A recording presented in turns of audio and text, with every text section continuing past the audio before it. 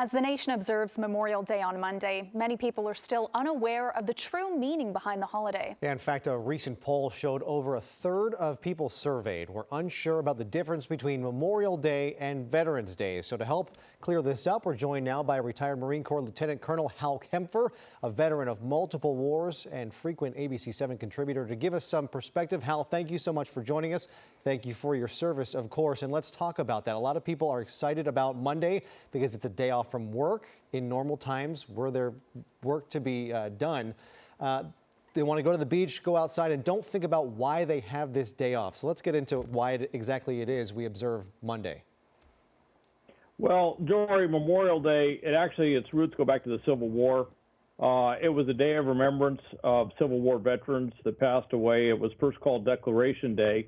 And then over time, it became Memorial Day. And it was moved to the last Monday in May, actually back in the early 70s.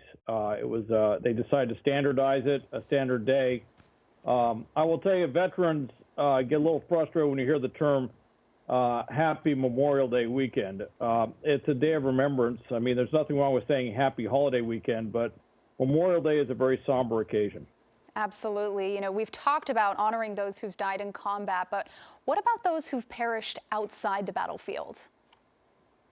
Well, Veronica, I'm glad you bring that up. You know, when you join the military, you raise your right hand and you take an oath and you basically volunteer to go into harm's way.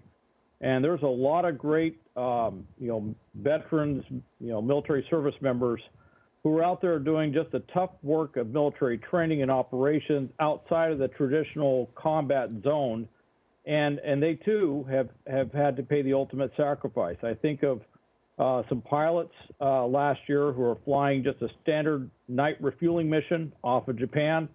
There was a mishap. I think of a lieutenant that passed away. He was out in a night maneuver in a light armored vehicle, something I've done many times.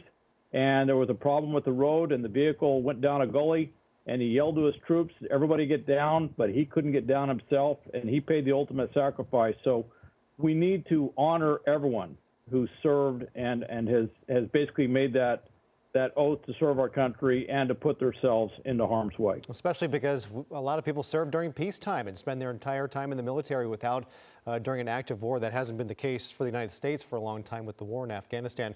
How about those who serve with the military, Hal, who might not necessarily be in the military, but contractors, civilian employees who go overseas and maybe are killed in that type of circumstances? Dory, I'm glad you bring that up because the wars we're seeing now, there's a lot of people in combat zones, very dangerous situations at high risk, who are in uniform, but they're working alongside government service, civilians, if you will. Contractors are filling many of the roles that were traditionally filled by uniformed personnel.